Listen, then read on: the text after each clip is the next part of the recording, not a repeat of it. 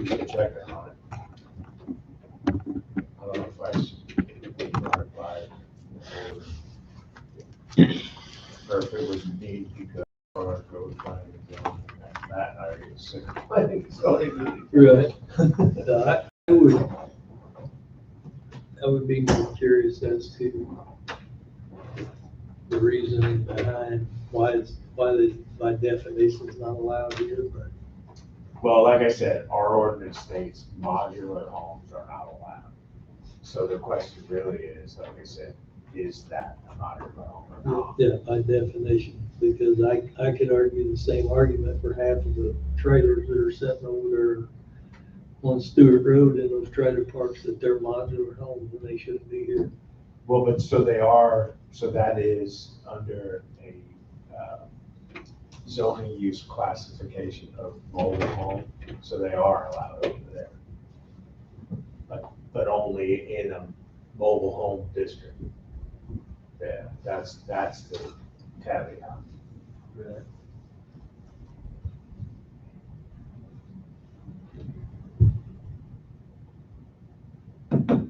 Everybody get your email and bulk data. Yes. You guys would be so sick of hearing about it, but at the end of Monday night. Sorry. You're good, Chris. You can't notify people enough sometimes. And I'm not talking about you guys, I'm talking Oh, about I know. residents. The general public. I'm one of those people. I've got the memory of the common house fly, so lots of updates are needed. Yeah. All right, so I'm going to go ahead and call this meeting to order at 2:03 p.m. Matthew, will you go ahead and call the roll for me? Gallagher. Here. Olson. Here. And then before we start the full meeting, I wanted to just acknowledge that it's September 11th and remembering all of the lives that were lost on this day 24 years ago. The memories live on forever, we'll never forget. I also want to thank the fire department for the beautiful memorial this morning and for everyone who attended to honor all those who gave and lost their lives that day. And then secondly, I want to take a moment to acknowledge the assassination of Charlie Kirk that happened almost 24 hours ago. Charlie Kirk stood for free speech and for the defining principles that make our country what it is. His life was taken by a coward who couldn't win with words and instead chose violence. After the events of yesterday and the memory of 9/11, I've been reflecting on our city. And I know our impact is small, but I want to thank everyone in this room for their role in fighting for the American values that make our country what it is.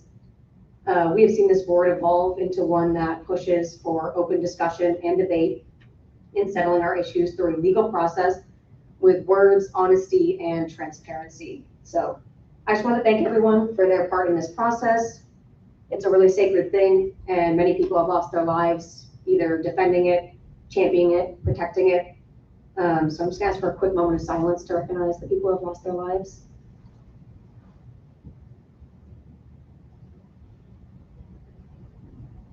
All right. Thank you guys all so much. It's really important. Even in our really small town, everything that everyone does between our first responders, the people who serve in local government, what we do to uphold these American values is really important work. So thank you guys.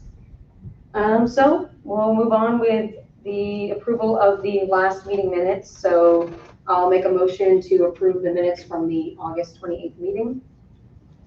Second. Matthew, will you call the roll? Gallagher. Yes. Olson. Yes. All right, and then we've got the HR report. So we have first off the hiring, terminations, and promotions. I'll just open it up here if there's any discussion that people have on fire or police department.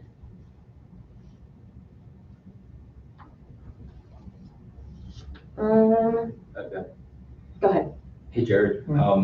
We got an email earlier today related to the dispatch supervisor or communications officer, full-time communication supervisor. Are you tracking that? Is that something you wanted to discuss here? I guess, did I get that email? I don't know. Let me. I don't know. I don't. I did not get it. Okay, so let me pull up the email. Oh man, I don't want to reply. I want to look at the email. So Debbie messaged the personnel committee and Matthew. And she said she had some concerns about the job of supervisor on the agenda today. And she said she spoke with Rochelle and Jared, I think is what she was saying, about both the pay and the job description. She was originally concerned about the pay, but she, in the email, says that she's no longer really concerned about the pay. She thinks she may have seen the numbers wrong, but she does want us to look over the job description for that role. So. Yeah, the pay, I guess she thought that she was gonna get a lesser pay, which was not correct. It's almost it's like $4.50 an hour raise from where she's at now as a part-time dispatcher. Mm-hmm. As far as the job description, I guess since she said that we're looking over Chris's, would be a good time to look over all supervisor job descriptions. Okay. I didn't really have an opposition to that, other than job descriptions were looked over in 22 or 23. Okay. At least the PDs were. I don't know if everybody else's were, but they redid ours, I know, in 22 or 23. That's what Oh, McGrath. I thought you said that was, I think probably what you were talking about last The one meeting. I gave you guys for me was a McGrath slash. Mhm. We were part of it too, but then McGrath tweaked it, so. Yeah. So I think they were all done then. I can't 100% say that, but I know at least the PDs were, but I'm pretty sure all of them were. Okay. Maybe we should have a concerted push to say, hey, each department, look through your job descriptions and bring any issues that you have with them forward, and we'll, like, in November or December, we will look to revise and update and correct anything that we see as off. Yeah, some people might add tasks added to them, or maybe tasks taken away. Yeah. Or move from one role to another or something like that. Like whatever the changes are, if I think our job description should be accurate to the work that role does. And if it's important not, for a lot of reasons, yeah. if it's not, then we need to get it Yeah, correct. because if you have a disciplinary issue, you can't discipline them can't on something that's not in the job description per se. I mean, okay. Those would need to be found, because I don't know if the final drafts or copies were sent to us. So I don't know where they are at. Okay. Should be, Matthew, do you have a file server with all of those? I do. I might need to, we might look at those together. I don't know if what I have is the most current version you're looking for, but I have a number of job descriptions, yes. I have all mine for my building. I build on, Okay. Yeah, I don't like doing onesie-twosie kind of things. If we find, hey, somebody speaks up and says, this needs to be changed or that needs to be changed, I think that might be a symptom of a larger effort that needs to happen, that just says, hey, maybe once a year we set up a process by which department heads will review all of the job descriptions in conjunction with the HR manager and make sure that any changes that need to be made get brought by the end of the year. Okay. Yeah, I don't know if that's something we would end up having to do yearly, because I feel like, I don't know how much the job should really change from year to year. I could see after, 3, 4, 5 plus years, you could have, okay, there's some responsibilities that have shifted. Maybe yearly would be appropriate, but I imagine it would, for the most part, be like, okay, it's the same job it was last year. But either way, if it's been a few years since we had a good overlook at the job descriptions, maybe now is an appropriate time to just do a once over, make sure the job descriptions are appropriate to the jobs that are being done. Although I do want to mention that this is a little bit in line about what I talked about at the last meeting, because Debbie kind of brought up the question of like, well, should we review everyone's pay? Should we review everyone's job descriptions? Like, how does this work? But I do think it's important for our department heads and for our staff to know that if they have a concern, to let us know.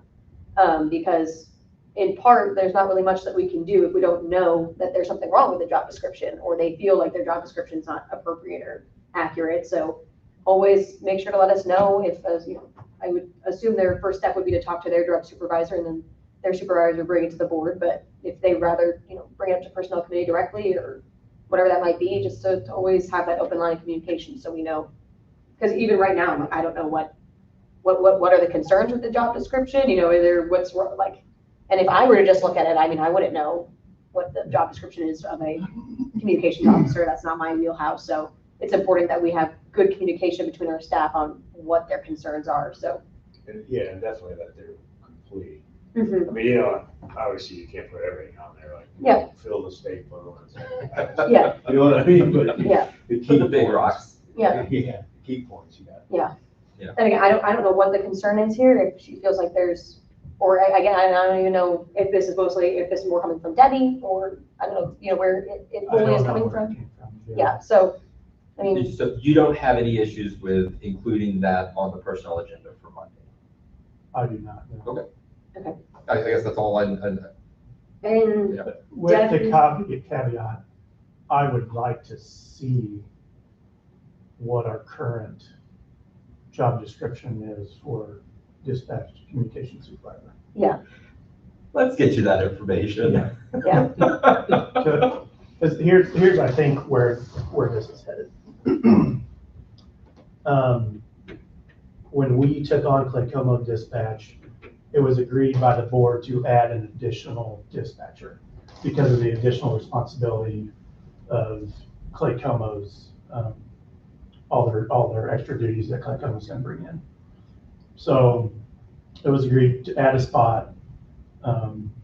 So we would have a day shift, a night shift, and a swing shift is what we call it, like a noon to midnight or a 2 p.m. to 2 a.m. to cover the heavy traffic. Some places have the dispatch supervisor working a more Monday through Friday. I don't know if that will work here, because that would kind of eliminate one of those swing shift rotations where we would need extra coverage. And I think that the shifts that are worked are more of a department head decision rather than the full board, because we know where we need our people. But I think that's where it was headed, was she's gonna be promoted to dispatch supervisor. What rotation is she gonna be working? Okay. So I think that's why the job description is wanting to be looked at. Okay. Because historically, our dispatch supervisor has worked shift. Well, I take that back. After we got rid of the 2 or 3 dispatch supervisors ago, we made it a working position. So Not just a management supervisory position, yeah, but it was a working position. And if it can be done other than that, I'm all ears. I'm up to trying it, but it's got to be something that works for the department, not just supervisor. I think it's important for decisions like that to come from the department. I'm not gonna tell you how Exactly. to run a dispatch because I have no experience doing Yeah. that. I think we're relying on your recommendation. And Rochelle's thrown out some really good ideas already. Will they work? I don't know, but I'm willing to try it, but I still want to see that job description before. But So what Debbie had proposed in her email was that we look into it, update it before offering her the job. I don't know how you guys feel about that. I would rather just offer her the job, and if we want to make updates to the job description, we can still do that, even with her taking it. But I don't know if she's hesitant to take it until we. I don't think so. And this could wait. Her position can wait because she's not going full-time until October 12th, I think is what's on there. So we actually have 2 meetings Oh, okay.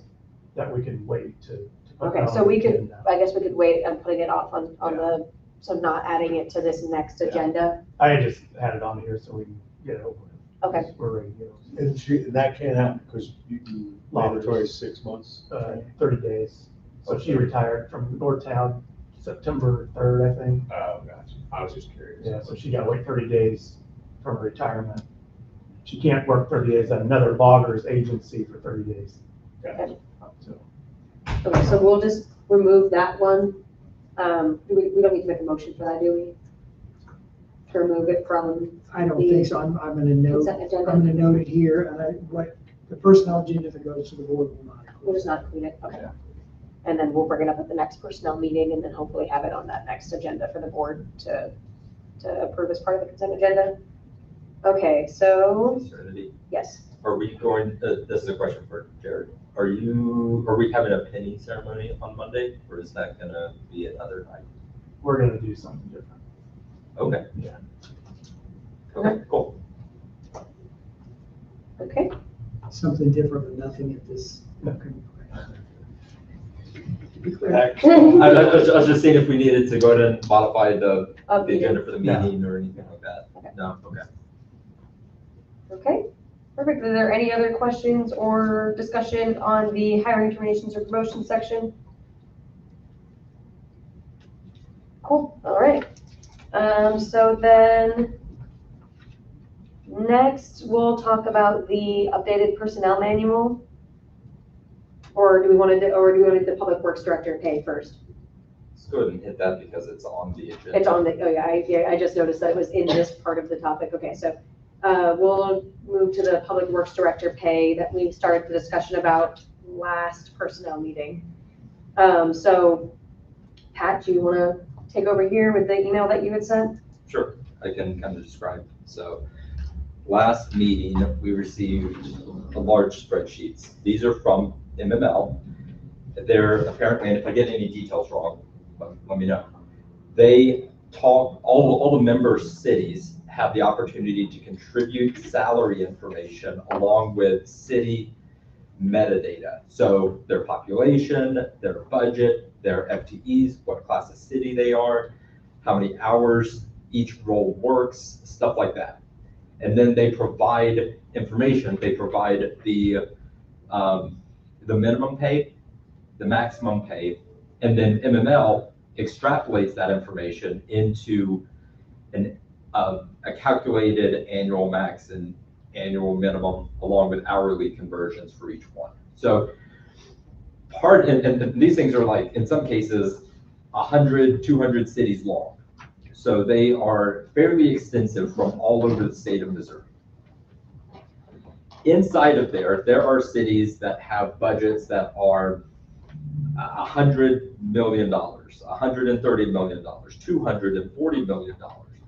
So there has to be a way to whittle this down to a comparable city. So the way that, in my mind, I can compare cities is based off of similar populations, similar budgets, similar number of FTEs, or an FTE is a full-time equivalent. It's essentially how many people are on the clock at any given time. How many full-time people does it take? So I took the digital versions of these. Thank you, Chris, for sending them. That allows me to do Excel magic a lot better. And what you have is a stripped down version of what that is, of both of those big spreadsheets we received last time. One for building inspector and one for public works director. So you'll notice these are not in the same order, and there's 2 additional columns. So, but the important columns are there. Population, budget, FTEs, calculated minimum, calculated maximum per hour, all the way down. And then there's 2 columns. One says include, and the other says outlier. So when you take a population of data, this is like statistics class. I had to reach deep down into my college statistics class days, which was a decade ago. When you have a body of information that you need to find equivalencies between, you have to set bounds. So lower bound, upper bound. So what I did was I took the 3 criteria that you can compare cities against, population, budget, workforce, and set bounds on it. So the population, Pleasant Valley has a population of about 2,800 people-ish, based off the last census and what's like marked on the signs when you come into the city. So I added and subtracted 500 residents to get a population between 2,300 and 3,300. And then I looked at budget. For the last couple of years, we had about a $2.5 million budget. give or take. Some years 2.3, 2.2, 2.1. I think we had a 2.6 in there somewhere. So I just took 2.5 million and I plus and minus 500,000. So that got me to a comparable city would have a budget between $2 and $3 million. And then I looked at FTEs, and my calculations were way off, but it's close enough. So I estimated 50 FTEs, but after talking with Matthew, I think dropping that down a little bit would be more accurate. Either which way, the calculations were performed with greater than 25 and less than 75 FTEs. If any city had one of those qualifications, I marked it as included. So if a city had a population greater than 3,300, a budget greater than 3 million, and a workforce greater than 75 people, it was automatically excluded from the list. And that got me down from like a little over 150 down to probably about 55, 60 cities, which is a pretty healthy number. But then there's outliers. So even if one of those categories fit within our definition of a comparable city, some of the other fields were way out of line and would prove to be an anomaly, a data point that needed to be removed. So that outlier, and statistical outliers, is identification of them is a very common effort in stats class. So if you see on the include column, the keyword include or candidate, those are comparable candidates because it hit one of them. If you see a yes in the outlier column, it means that there's an excess that would throw the statistic off. So for example, I love examples. So look at Nixa, that's a good candidate. They have a population of 23,000 people, so 20,000 more than what Pleasant Valley has. And their FTEs is 159, but their budget is set to 2.1 million. Does not make a lot of sense. I think they mixed up the numbers. It's an outlier. We're not going to include Nixa in a comparison. I'm guessing, and this is just off the top of my head, that they have other budgetary sources that support their city. Their budget at 2.1 is not just that might be their taxable or general fund or whatever, but 2.1 does not support 159 FTEs. That's running pretty paper thin on things. Or they left the zero off at the end. Or they left the zero off at the end, yeah. So that's an example. And there's many others. You can look at Wildwood right next to it. They have a population of 35 million. I'm sorry, a population of 35,000, a budget of 25 million, but FTEs of 26. So they fit within the 26 FTEs. They have a very small workforce, but a budget that is $23 million more than us, and a population that is 32,000 people more than us. So all the yeses, when you remove the yeses, that got me down to 37 comparable cities, which is a pretty good population. That's a pretty good comparison population. So averaging the minimum hourly rate for the remaining candidates got me to an average minimum hourly wage of $29.54.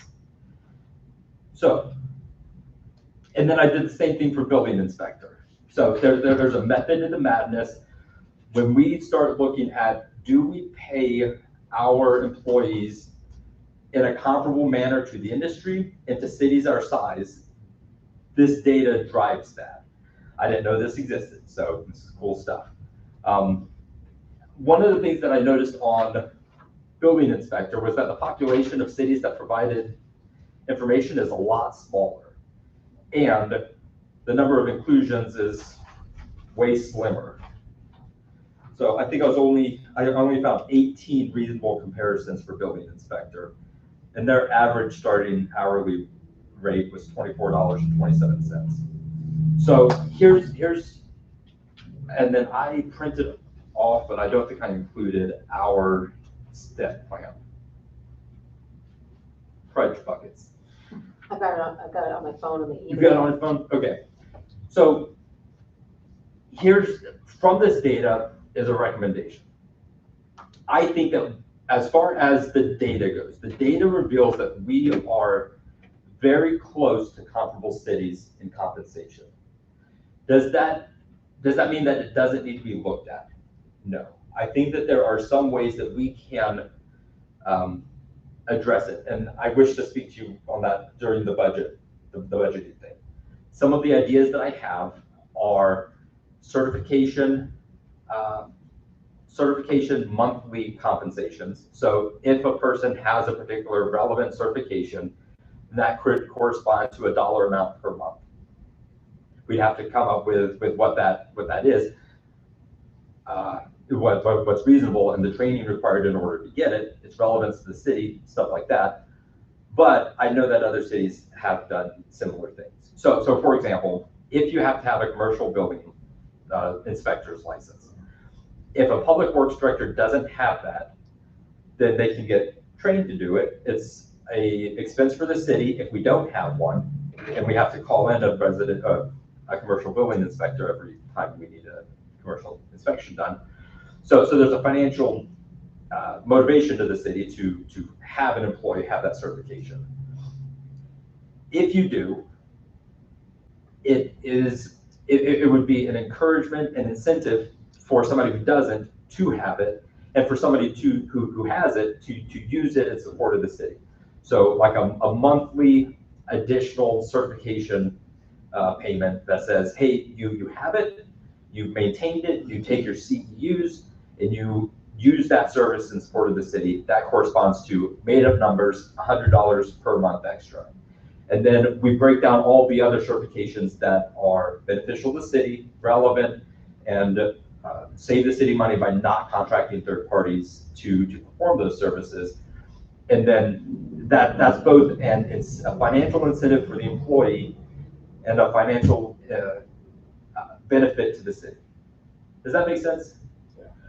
Do you have any questions on the calculations that I performed? Did you get this in your packet? Okay, I'll make sure. Do we send the packets to you? Yeah, I thought we sent the I haven't packets. traditionally sent the packets out to anybody except the personnel committee. Okay, I think that's a gap. Yeah, it would, I wonder how we would, if we wanted to have it given to all of the department heads, or if we wanted to just make sure to have like if we're specifically discussing a specific department, to have that department head at least given the packet. That's something that we can discuss. I would send it to all of them. Yeah, I can't see why, and we wouldn't. I think everything that is done in the personnel committee somehow. Do you guys get the Alderman packets?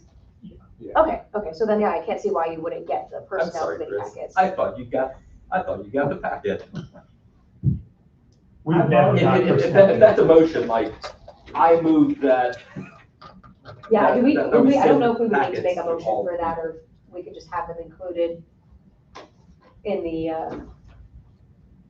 have the department heads included in the correspondence, what is that, not correspondence, the receivers of the, Here, of the you can personnel committee find packet. it. We will get you. Listen, Okay. Yeah, we've never got personnel committee. Okay. Yeah, we could change that. Is there anything else Yeah. that we're doing that we didn't think to ask? That's weird, or like, hey, please go do that, or please do this, or. Yeah, because that little bit of information would have been nicer up front. I hate throwing and springing information on you guys. I want you to know what's in these meetings, and I want you to be able to come prepared and educated to talk about it. Well, I and sent this especially, on Tuesday. yeah, and so- especially because if they receive these, it can help you guys know which personnel committee meetings are really, important for you to be at, to make the time to come to. If we're discussing it with your department, or, I mean, obviously, if you send us in something, then we'll be talking about it, but I mean, that could definitely be helpful to know, hey, that's a discussion I'd like to be there for. Okay. Just as to make the point, I don't think department heads were traditionally attending these meetings previously. Yeah. Well, they used to be done in the mayor's office, so, We were told There wasn't that much room. not to attend, actually. yeah, so we would like the opposite of that culture, of them held openly Yeah. and with an open invitation for everyone who would like to join to please be here and be part of the discussion, especially the department heads, because we're talking about your staff, people that work, and yourselves, so. Could I be included on the list to get a packet as well? Right, I can't imagine. Why don't we send it to the whole board? I say any board member is welcome to the back of the book. Yeah, Why don't we just send it via email? Like, everybody except for one person has, and then if she would like to Email. request it be sent to her physically, she could do that too, but we might as well send an email to all of the board. Right, that's what I did with the personnel manuals. You're so big, Pages. Yeah. I'm happy to print it, we will print it for employees, but Yeah. actually, we may give employees the same opportunity to choose one electronic. Yeah, because, I mean, if you send it to me electronic or something I want to hit on or question, I can print that page out or make a note of it. If I choose not to bring a laptop. Mhm. So, Chris, please take time to look at it. I want to make sure that you understand the calculations, how I got to them. If you see something off or wrong in how in my method or my path to get to that conclusion, this is supposed to be an open collaboration of information. So please let me know if you see something off on that and we can talk about it, okay? so, I mean, I've got the salary schedule here in front of me. So to just make note of that, the current salary schedule, Public Works Director, starting pay, step 1, is $28.94. So the average starting pay that we see for the comparisons of similar cities is $29.54. So that's 60 cents less than our starting pay, or 60 cents more than our starting pay for our Public Works Director. It's an average. So I don't know if, obviously some cities fall on the low end of that, some cities fall on the high end of that, but right now, as far as just straight middle average, we are 60 cents below that middle average for step 1 starting pay. So I don't know. Yeah, so just kind of talking through it, what other cities are doing is a good barometer. And it's used as justification if something is really out of whack. If the average for similar cities across Missouri, from a recent standpoint, this is done annually, so that provides the recency portion of it, is $5 more with similar job descriptions, then that's a red alarm bell of, hey, something's wrong. And it's probably, we're having symptoms of difficult retention and difficult recruiting on it as well. Like, there's probably other symptoms of that problem manifesting themselves. So I think if we are within a standard deviation, which don't ask me how to do the calculation, I don't remember, I could probably Google it or something. If we're within a reasonable amount of that statistical average of comparable cities, I think that I think that eliminates it as a justification for making a change, or it's a justification for retaining where we're at. But monitor it year over year. I did it for just two job descriptions. Mm-hmm. It would not be a bad idea to, on an annual basis, run the latest numbers through an algorithm, through some calculations that prints out where we are at from comparable cities, which changes year over year. Who are we comparable with this year, and how far deviated are we from what they're doing? Yeah, I was gonna say, I think that would probably be helpful to see is, I mean, at least for department heads, what are we compared to the average of the other department heads? So is, if we ended up seeing that all of our department heads are about that same amount, within that similar bracket of near the average of the comparable cities, then it seems like we're in a fair spot. If we see that most of them are on the higher end, except for Public Works, then maybe that would show that Public Works is on the lower side, or vice versa. Yeah. Maybe the other department heads are on the lower side, Public Works is on the higher side. I would have no idea of knowing without seeing those stats, but that could be helpful to know, since right now we're only looking at one department head of, Yeah. if, in those other departments, are we on the higher or lower end? Okay, yeah, I think what Chris said, they was everybody as well, like it has all the tabs at the bottom, I just Just pick up. I didn't do it, yeah. One thing I want to add, oh, I had an idea that it escaped me, so maybe I don't have anything. So, question I have for you, Chris, was the number that you gave us at the last meeting. Was that number, you may have said, it may have said in that letter that you gave us, I didn't reread it before this meeting, so I apologize for that, but was that number based off of some stats that you had seen? Was that just something that you felt was fair? Where'd that number come from? So it came from kind of a similar exercise like Patrick did. What I didn't hear or read mentioned in here, that was part of what my stats came from, was current openings, real local or in this metro area for similar position, or more so though, trying to point out that, and this is the reason why I put also in my description that I wasn't looking for less responsibility or less work, but I was trying to point out that in the instance, I think it was Kearney, was 40, their high end on a advertised building inspector job was, and I'm trying to go by memory here, so it was, I think, 38 to 40 something per hour for building inspector. Okay. So,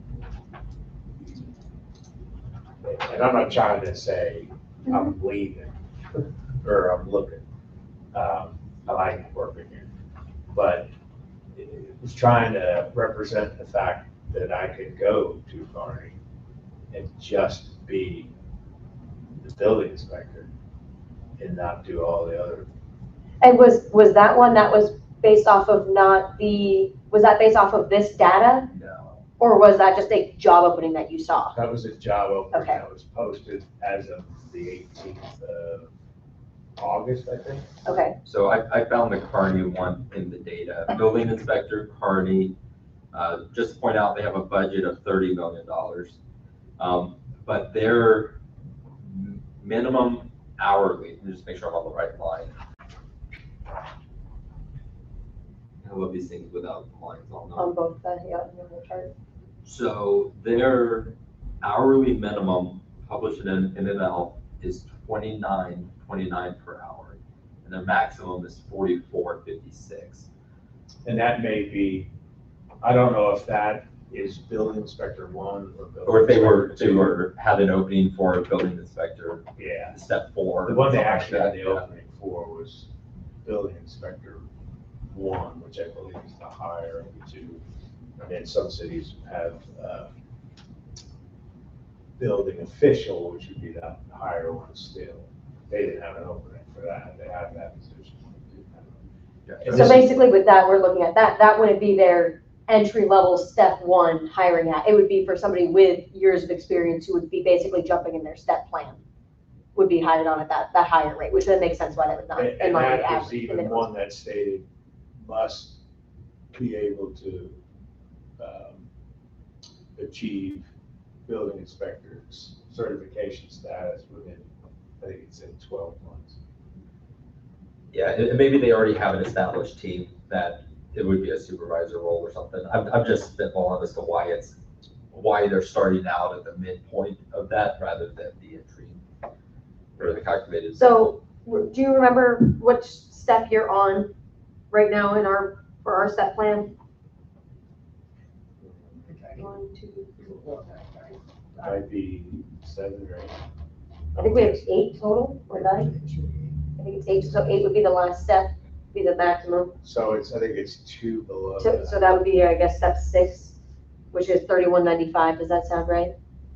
$31.95 was what my hourly rate was prior to the 2% increase just recently. Okay, so it would be close to that 31. Yeah.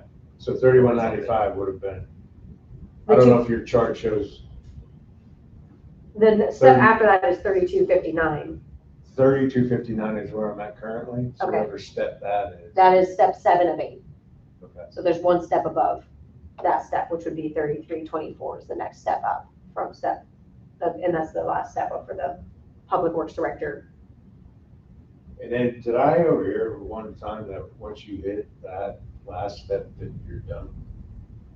I don't know. Matthew, what's the? Because I thought I heard that in the meeting once, and I was like, what's your incentive to stay? I don't know, Because I promise you, if that's a cutoff, I'm done at that point. I don't know that that situation has happened here. We had an employee in Parkville that had been there 40-something years. So, and the way that was structured was similar to Pleasant Valley. What they did for her on her anniversary date, she got a lump sum check for the amount of what would be the next step, but she stayed at that top step. So at the end of the year, she was paid out as if she had moved up. Like if it's a 2% increase, she would get that 2% increase every year. So it would But just then move that up. was the last. In Parkville, yes. So I think we approached something similar to this with police.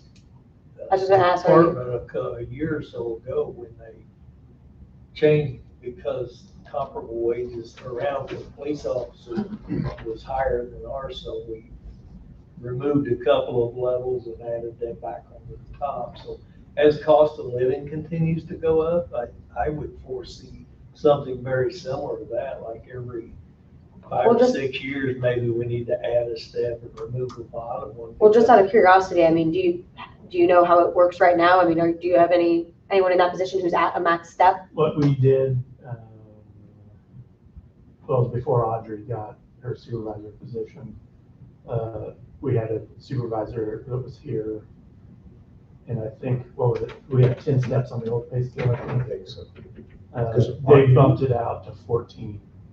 Aren't you real close to? No, I had a step 3. Or was I?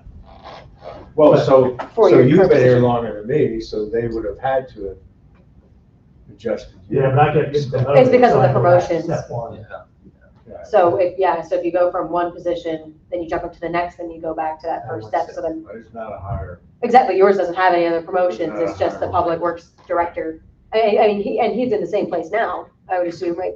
I don't know, is there another position above chief? Chief by that. So you're now at that,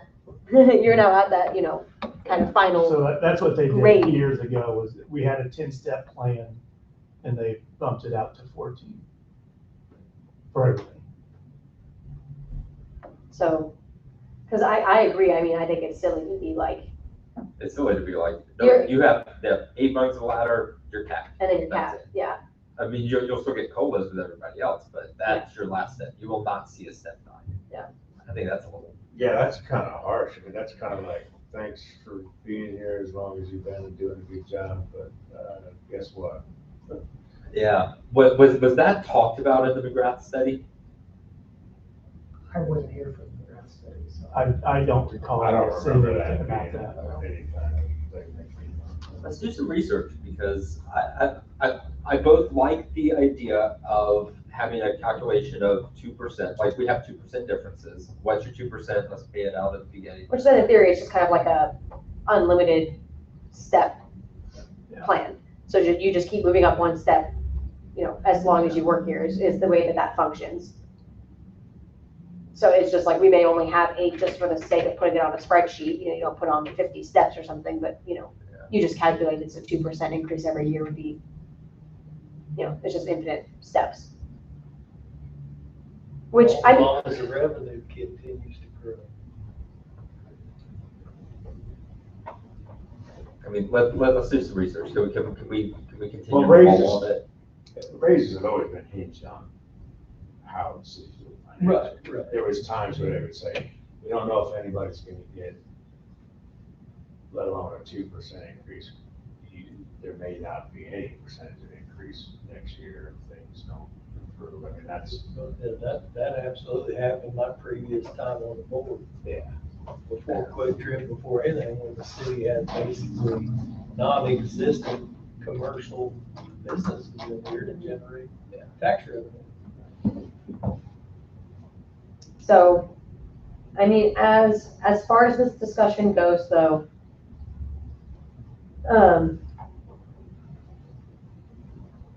I mean, just from statistically, a $5 per hour raise does not seem statistically viable for the average public works director pay, is the way that it looks to me.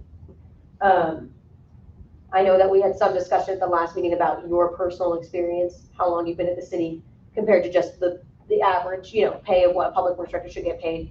So, I mean, I don't know if we should have a discussion about, if you want to have a different discussion about jumping up in the steps versus just the public works director pay being adjusted by $5 an hour, because if that puts us to, essentially $450 above the average of all of our comparable cities, that's pretty extreme, I would think.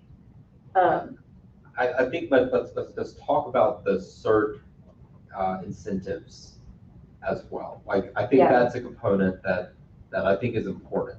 Right now, essentially, you're performing work that that requires a certification. And if you had none of those certs, you would still be getting paid the same amount of money, essentially. I suppose, yeah. Yeah. We don't have cert Incentives. right now. So maybe that's a relevant discussion. So, to reiterate what you're saying, basically looking at find what certifications are for the public works director specifically. And maybe this discussion we can have for all the positions too. I don't know if, I'm very unfamiliar with how certifications work in a city. That's not anywhere that I understand, but we're now with having a discussion just about the public works director position. Find certifications that are relevant to our city that, help our city in the sense that we don't have to pay somebody else to do it because you're able to do it. And then have a monthly financial incentive for you to gain and maintain those certifications. So, I mean, I think do you feel like that could be a viable discussion? It could be, there's probably certifications you already have that you get paid for, and then the potential to gain more, I would assume. Yeah, I mean, so ISO, which, drives what residents pay for insurance in the city and essentially what we pay for insurance in the city. They like to see certain things, like I'm sure with PD, they like to make sure, and with fire, you want to make sure you have appropriate trucks to fight fires and equipment, Mhm. people training.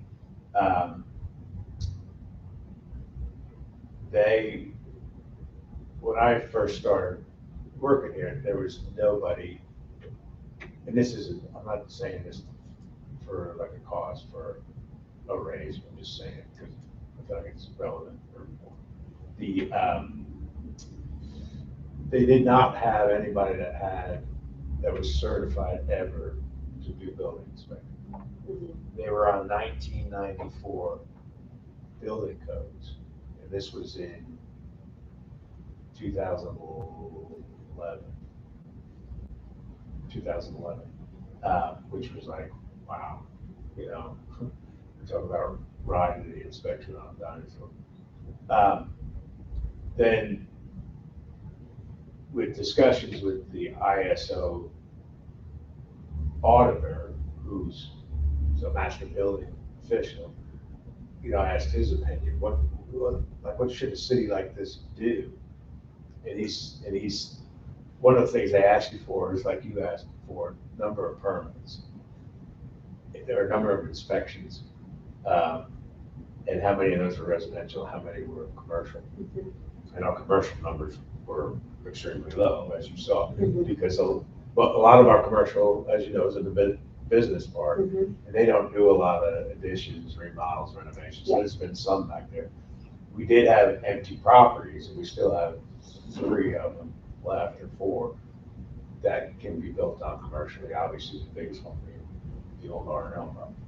And those will obviously, those builds will need inspections, which I'm assuming I will be doing them regardless of whether I have a commercial inspector status or not.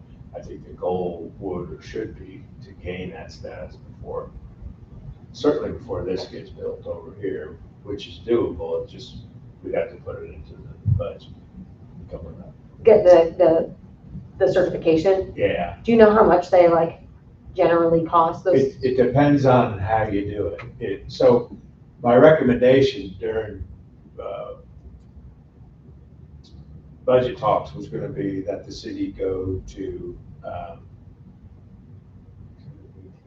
2021. If you go to 2024, the more you restrict building in your city, the least amount contractors want to build in your city. But we're almost landlocked, so that's kind of a viewpoint.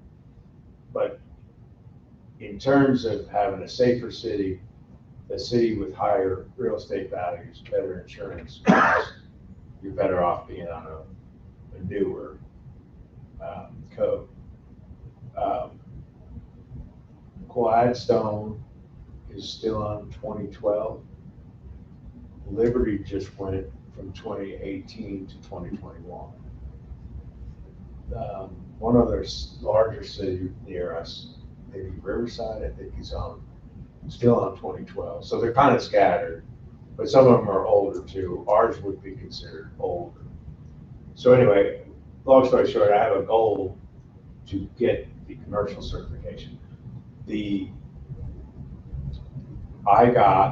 Before we had an audit, I started with residential building inspector and got certified for that because that was the highest volume of inspections that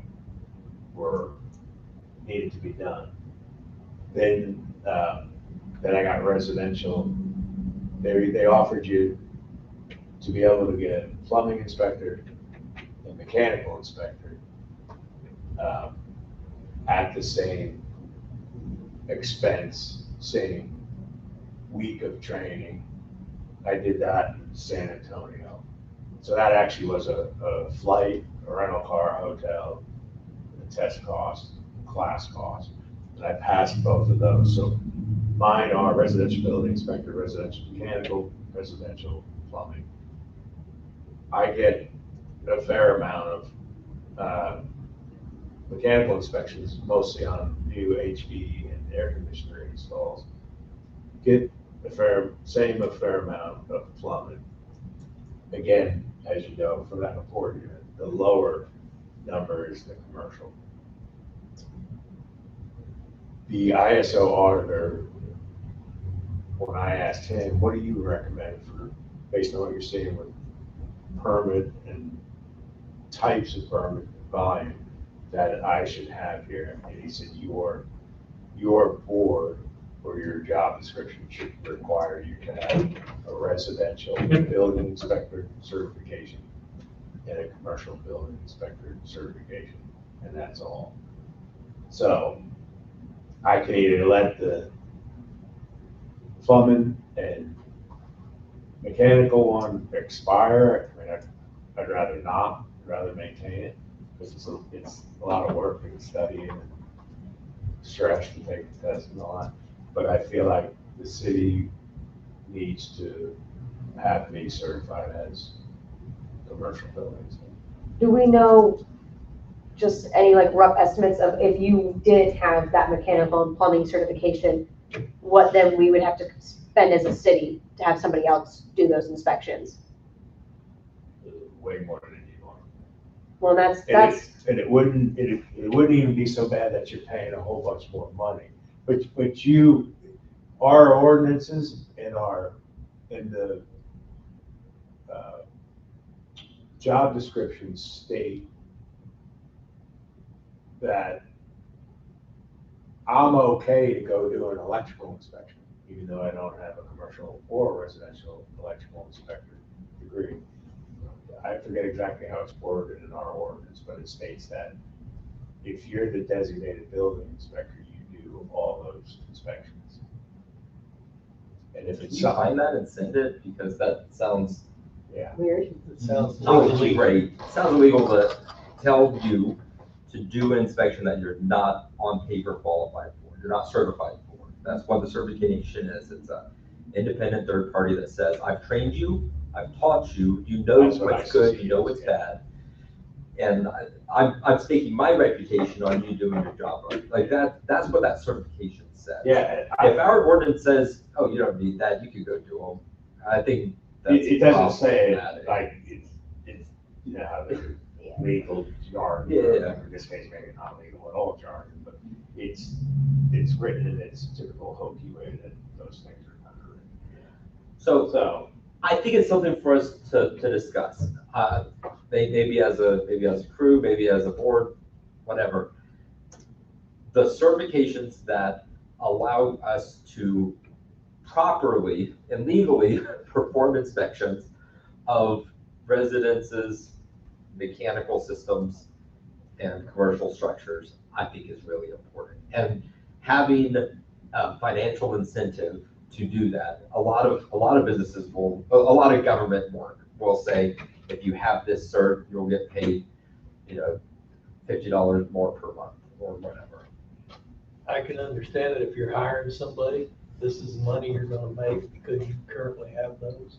But if the city goes out of pocket 10 grand for him to get a To get the certification, cert, I don't think we should have to pay somebody a monthly stipend to hold them because we paid for it. It'd be different if they paid for it.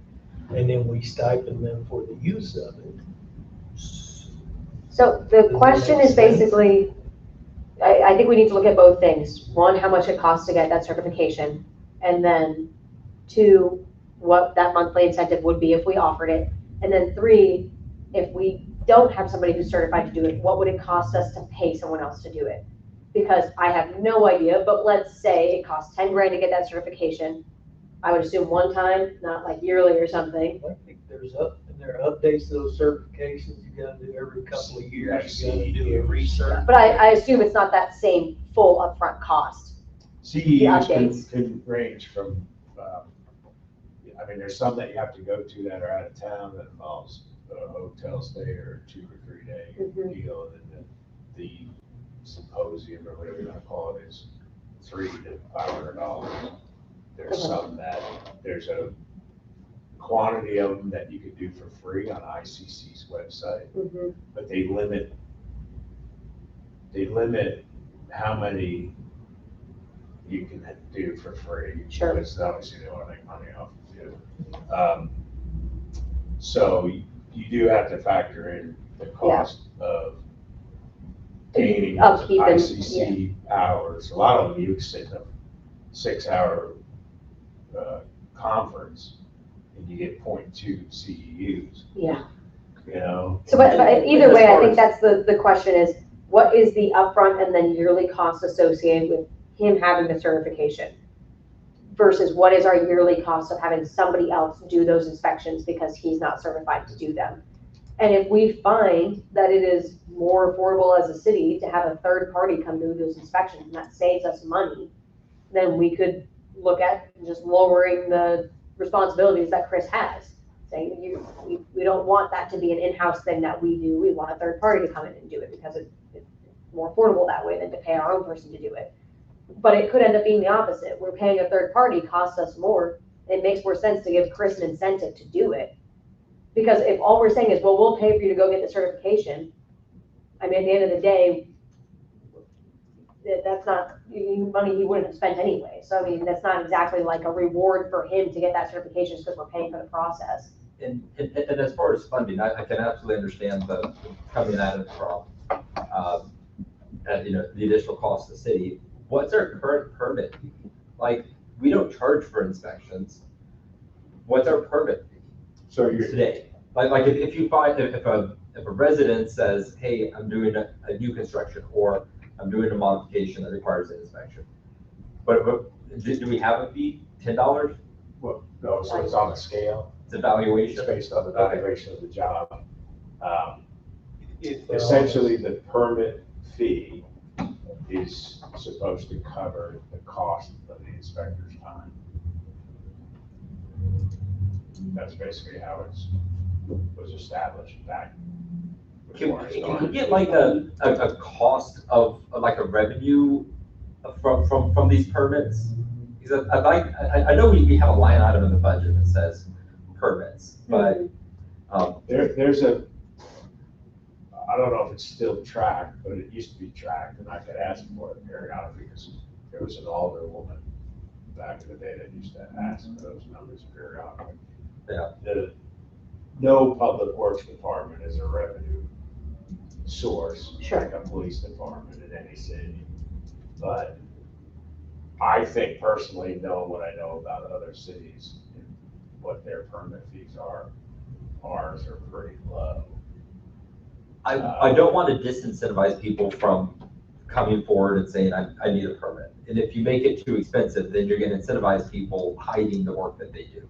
Which happens all the time, and it'll continue. A lot, there's some people around town that joke, just do it on Saturday or Sunday. But if you are, but if you have it at a reasonable level, not an abysmally low level, then I think that's a funding source for the certification for the person who will come do the work. What a Am I resident, off base there, John? No, and I agree to that. Okay. To a certain extent. what a resident or contractor is more likely to do is lie about the valuation, not dodge the permit altogether. Because they know, I can tell you, unless they're doing stuff on Saturday and Sunday, I can tell you a lot of people in town are like, you're gonna get busted. I have people all the time that call me and rat their neighbors out all the time. And you guys drive all the streets like every day, so it's like you see this stuff. Like as a general operating of making sure that you see the state of the streets, state of equipment, state of the property, like that's a good thing to do, right? Well, you're not only looking for people Yeah. doing stuff out front, you're looking at street signs that got bent over by traffic. Exactly, yeah. You're looking for potholes, you're looking for block storm inlets, and on and on. Yeah. Roadkill, dead limbs hanging over the road, all that stuff. So I think it's a multi-pronged approach. I think certain incentive compensation needs to be a discussion that we have as a board. I think we can form a recommendation as personnel and then provide that recommendation and then discuss it as a board. And I think separately, there's two pieces: the legality of performing inspections without obtaining the certification that you're supposed to have for that inspection. And if our ordinances are currently written that way, then that's something we should probably look at. And secondly, is comparing our permitting fees. So, And if I could just add too about Yeah. having an outside inspector come in for inspections. I know for a fact because it was discussed when that build was coming up on the R&M property. Extremely expensive, but worse than that, taking weeks or months for that to be inspected. mhm. And then the whole job is held. And your builder, your contractors, and everybody are getting extremely pissed off. And the project that should have taken a year and a half, say for that huge build over here, or 2 years, is now taking honestly 3 to 4 years. So as a discussion, because we need to know if it's worth it for the city. At the end of the day, we're here to, we're here to make sure that our town is run well, safely, efficiently, and our constituents are happy. So, are you interested in that idea of possible certification incentive pay? If we can have that discussion. I mean, I and- would be if Okay. there's no other consideration. And- Go ahead, sorry. No, and then just after that, I mean, if we're not coming with a specific number out of this meeting for any adjustments to pay, because you didn't get that chart ahead of time, I would definitely encourage you to look through the stats, see his methodology. Reread it. Um, Go ahead. Yeah, no, you're fine. See his methodology, see if you agree with the way that it was done, and then give us your input on if you feel that was a fair comparison of your pay compared to other public works directors' pay of comparable cities. And then I don't know if from there, I kind of want to just open it up to the board with the comparisons that we've seen so far. Do we feel that any change to the base pay of public works director would be necessary?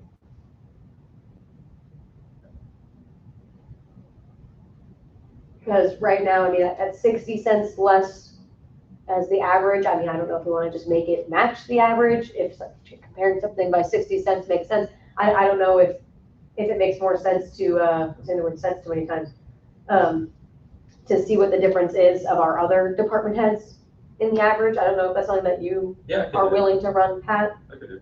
I think you need to look at all of them before you try to one-off. That's my thought too, because if we find that everyone is about that same amount, like if we find the police chief is around 50, 60 cents less than the average, if we find the fire chief is about 50, 60, if all of our department heads are around that same amount, if we adjust Chris, then it doesn't feel fair to then not adjust everyone else to be on match with the average. But that's already happened, even just recently. Well- And I guess my question would be, was the similar process and data used that you used to describe for me, was that same process just recently used for another department? Yeah, so I'm all about consistency, and what was we have the justification paperwork for court, for the court clerk. That justification packet include Court administrator, okay, I thought it was court clerk, is that not the title? She's administrative. Court administrator. Okay, for some reason I thought I saw court clerk on the job description or something. Okay, my bad, the court And administrator. I just want to say this too. Yeah. I wasn't asking for an increase. Yeah. Because another department guys. Yeah. If you recall, you and I had a conversation with the parking lot out here. Yeah. Before that even happened. Sure, no, absolutely, and Yeah. you know that I'm a very data-driven kind of person. First of all, I didn't know that you bringing this to my desk at the last meeting was the first time I knew that MML gathered this data on an annual But basis. which is concerning because why wasn't that data used when you did the court administration? Because I didn't know it existed. I didn't know, but similar data points were pulled. There was a broad swath of cities around here. There's a justification packet that was included. It's open record. I'm sure Matthew would be happy to provide it. That included justification in addition to comparable pay bands. And we did that same comparison and saw that court administrator was out of whack. So since you didn't know MML, and I'm not trying to sit here and challenge you, but since you didn't know MML provided that, how was it provided or prepared? In a very similar prepared. In a very similar manner to this, but more than 4. So basically So just a list of So the salaries. department had provided that. to you. Yeah, just like you Not provided as this. HR person. This was done in conjunction with our city city clerk. Because, Yeah. and I'm just speaking candidly. Yeah. I'm not trying to piss anybody off, I'm speaking candidly. So that individual was given an $8 an hour raise. And that individual currently has a workload of about a third of what they had 4 or 5 years ago in terms of the docket size. Okay, docket size was not a statistic that was brought to us at all. Well, but that docket size creates workload. Yeah. Should be considered. I agree. And I don't know what that docket size. That's a question I didn't know to ask. I want these conversations to be fair, and I'm here. I want to make sure that we are compensating people. Well, and this is my point, Chris, is that if we pull up the average of other department heads. So if we do this same thing that we just did for you, which is why I want it done for everyone, not just you, and then we just adjust yours and we go, well, I don't know what everyone else is getting paid on average, compared to averages. If we find that our department heads all make $5 more starting pay than the average of these basic, these similar cities, then we know that yours is now a big outlier in our city at being 60 cents less. Does that make sense? Right. Because if what you're saying is, kind of accurate, that, well, everyone else has kind of been compensated and has had adjustments, and so they're all making more money, then we should find that they are all on the higher end of these averages than you would be. Well, and I asked for that. But I said, I'm not gonna include that in asking for an increase, because that, I'm sorry, what is this doing? that's showing you all the department heads. And it's showing In you, the rate of change? yeah, Can I see that? So it's titled there's some gaps there. department head, There's some, hourly pay. maybe unfairness, if you will. There, I don't know that a lot of this can be, I want to compare apples to apples, and I think there are some job change differences that Oh, yeah, happen there's between title these two. changes. Yeah, title changes. Yeah. Title changes are, that should not be included as a plus or minus. So essentially somebody Oh, going yeah. from, but it's a pay increase. For a different job description. But what, if you're including those prior years, But your statistics in this Yeah. packet here don't include any consideration in terms of job description. so this would also It's include all if somebody job went title. from, for example, somebody went from title. sergeant. job title, it's To not, captain it's to not chief. police officer, police sergeant, and police chief all being combined into one. Because, yeah, there's gonna be a big pay difference between police officer and police chief. That can't be included in a plus minus comparison. Just like if somebody here started at a groundskeeper and eventually worked up to public works director, that would be a Yeah, very that's like a- different pay jump than somebody who started as the But public there works wasn't, director. $20 pay but there difference. wasn't a job description change on the example of the coordinator. No, but the roles, responsibilities as compared to other cities with the same court system, similar court structure, we did that comparison in an honest manner, and I can stand by the justification that we performed. The justification that was provided with that packet formed a basis for recommendation. Just like the data that you provided formed a basis for a recommendation. The data just didn't support it, and I'm coming down to meat and potatoes of what was given. I mean, there's a lot of that, but There's a lot I of data totally- here. I think I mentioned that already to you. There's a lot of that that's subjective. I feel like I did a very objective review of it, and I think if you look at the reports that I emailed to you, I think you'll see that this was a very objective decision, in addition to the objective decision. Yeah, in the agenda, which you should get.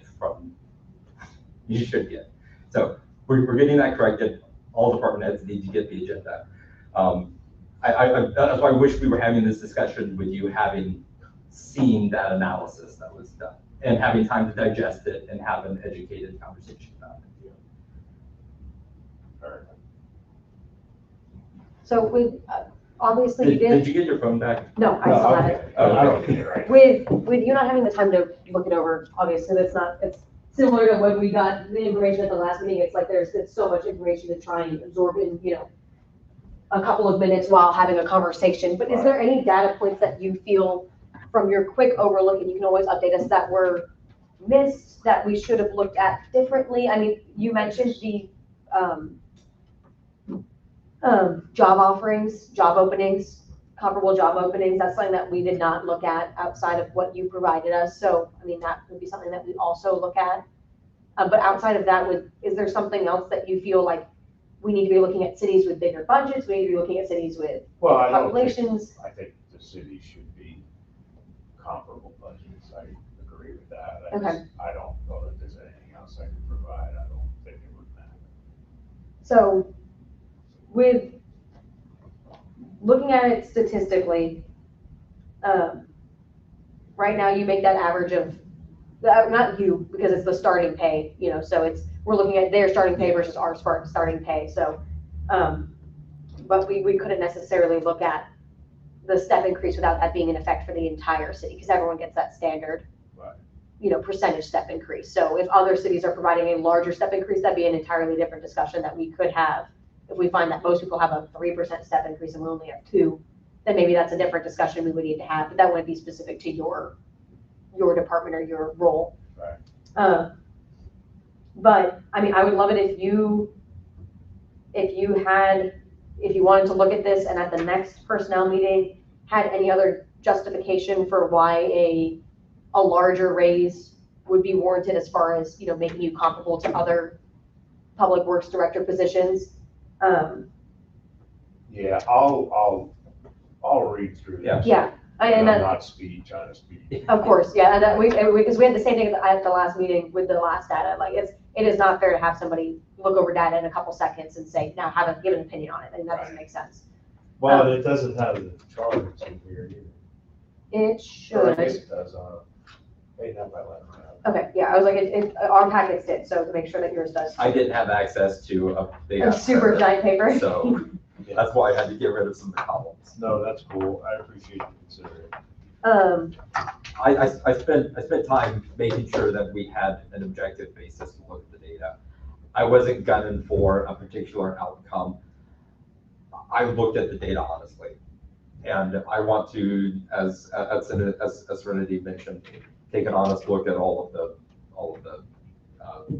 department heads. department heads. And so we'll do this same analysis with all the department heads and have that information at the next personnel committee meeting to see if, because it would be just as unfair if you are a large percent below the average and we have other department heads as a large percent above the average. That's just as unfair. But if we find that everyone is around this same amount, all of the starting pays are around this same, I don't know if we wanted to, you know, give or take 50 cents, 60 cents or something like that per hour, then it would seem that, you know, you'd be in a fair position, but I wouldn't know that without having the data. Because for all I know, they make less per average, or again, for all I know, they make way more than per average. Right. So, unfortunately, we're kind of pushing the conversation back again, which I hate to do because I like to just make decisions and have results and not let, you know, I don't like to have people just dangle and not know what is happening, but, Right. So as far as, Well, like I said, I appreciate the time you guys have spent.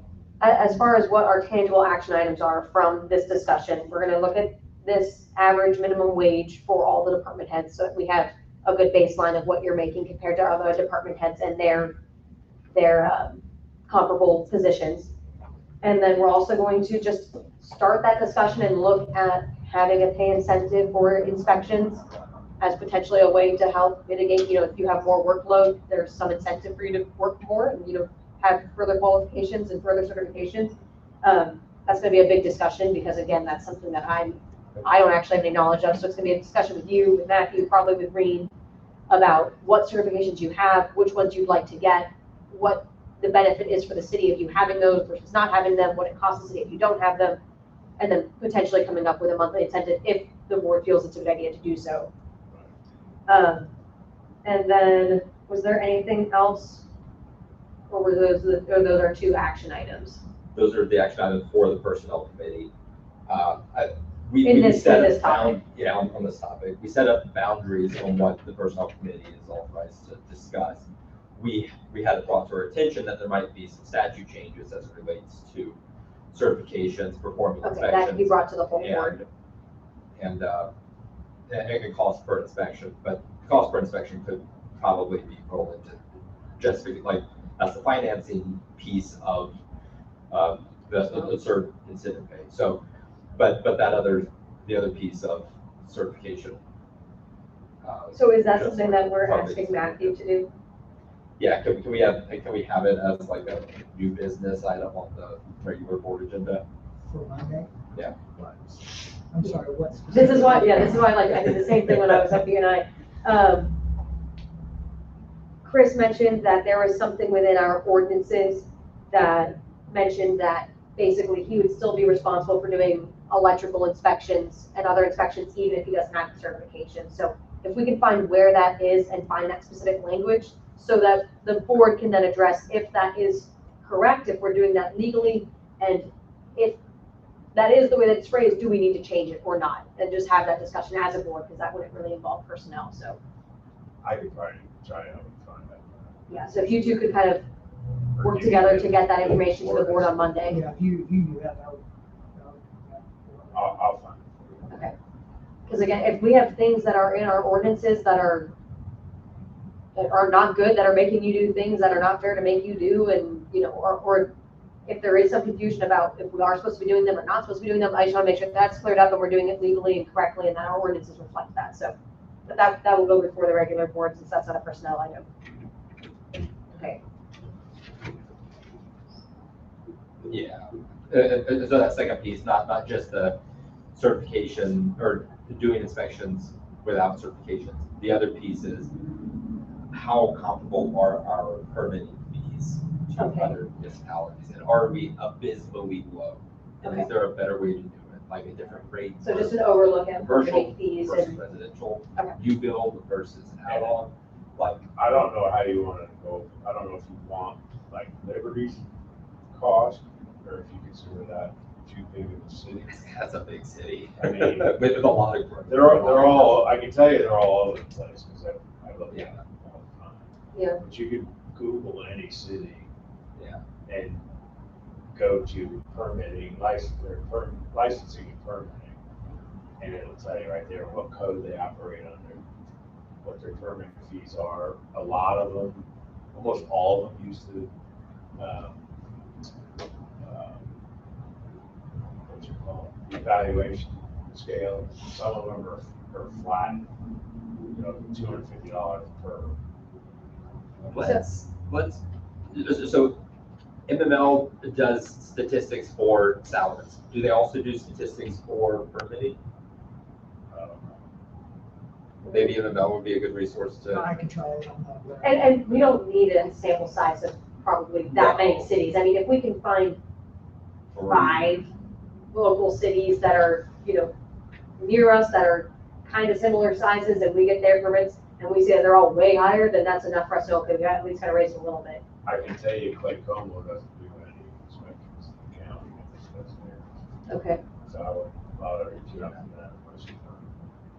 We don't need a huge sample size. I mean, Just something reasonable. yeah, of other similar cities, location and size wise, so. Okay, still have a whole discussion about the personnel manual. Oh, we're making up for our short meetings and last ones.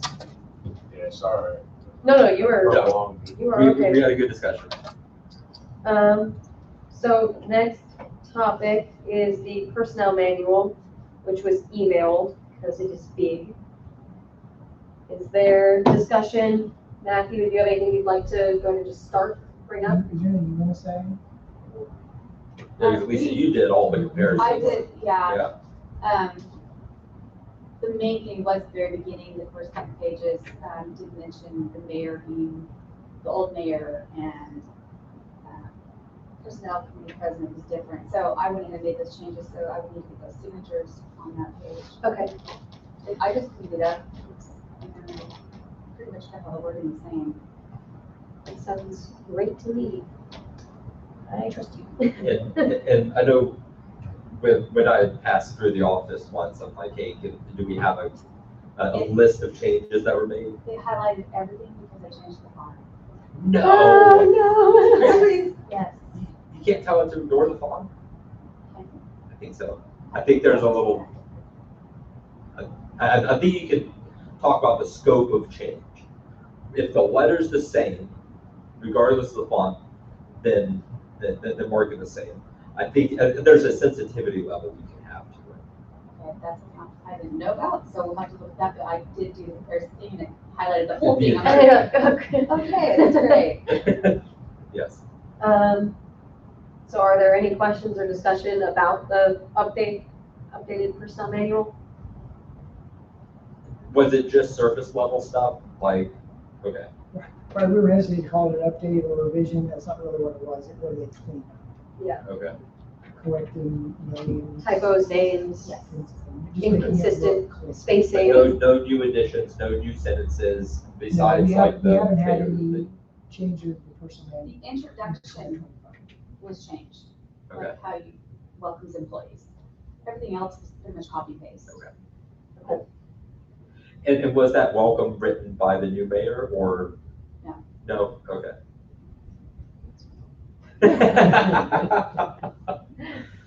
Is there any kind of statement you'd like to have on what the new introduction is versus what it used to be? I don't remember offhand what it is because I wrote it like a week ago, but it's the same. It's just modern. Yeah. Yeah. Worded a little bit differently. Yes. Okay. All right, perfect.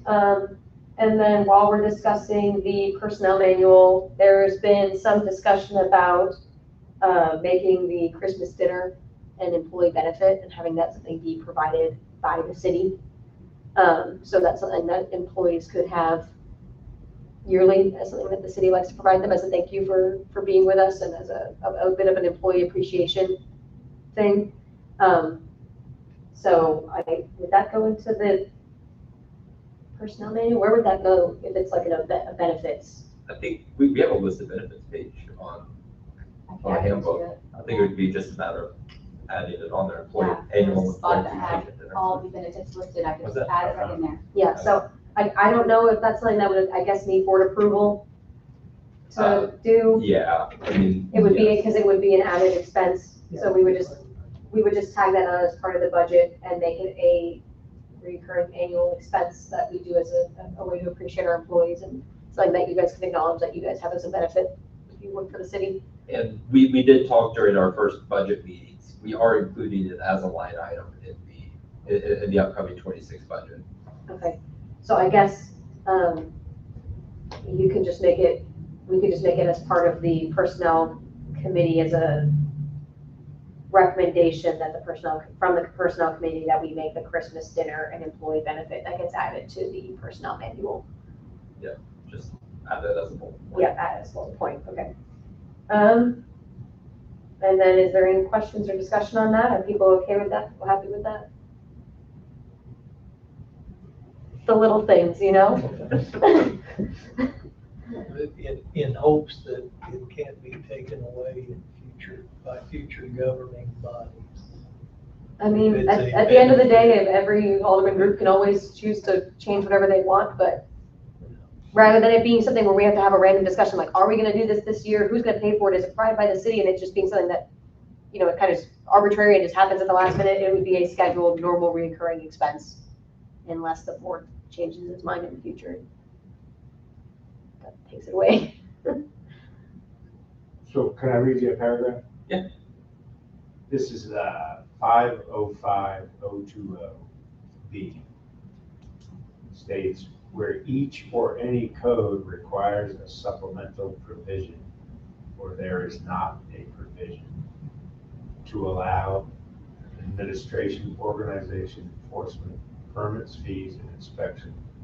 This article establishes that the building official, in our case, building inspector, appointed by the Board of Aldermen of the City of Pleasant Valley is hereby authorized to administer, enforce, and to perform all the duties and exercise all the powers of administration, inspection, enforcement, and to grant approvals of all applications and plans that are the subject of the respective codes.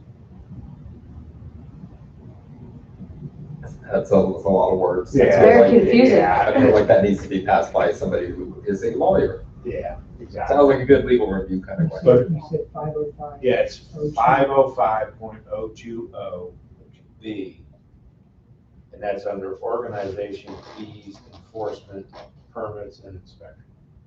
Cool, thanks for finding that, Chris. That'll get And then reviewed by the you know- board. And then you know the fee schedule.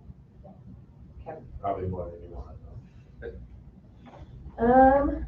I believe that is it. Is there anything else that anyone wanted to discuss, either staff or alderman? Besides the fact that we've been here for like an hour and a half. You're welcome. I'm hoping to waste all of your days today. No, it's not your fault. I'm This just is my saying. goal.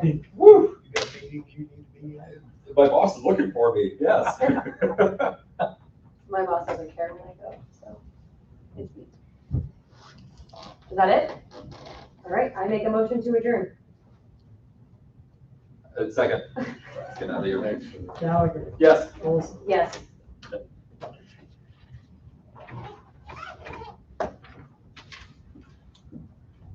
I'm waiting to send my notes to the ways.